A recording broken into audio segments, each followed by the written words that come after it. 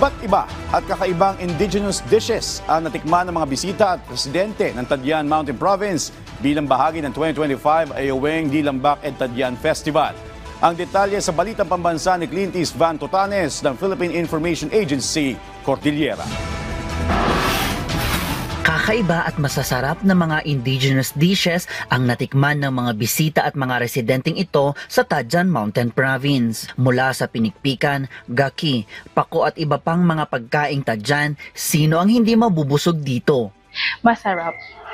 Super adventurous talaga siya sa ano. So flavorful.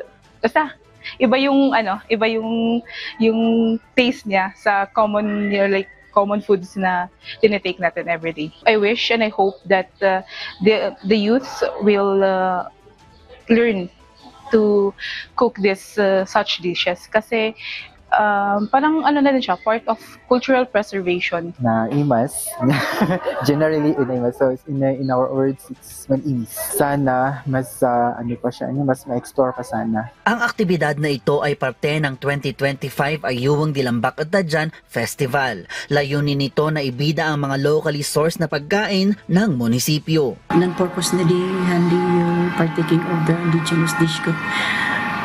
Tapno adi ko mamamaid handi adi ko mamamaid na na yung indigenous dish.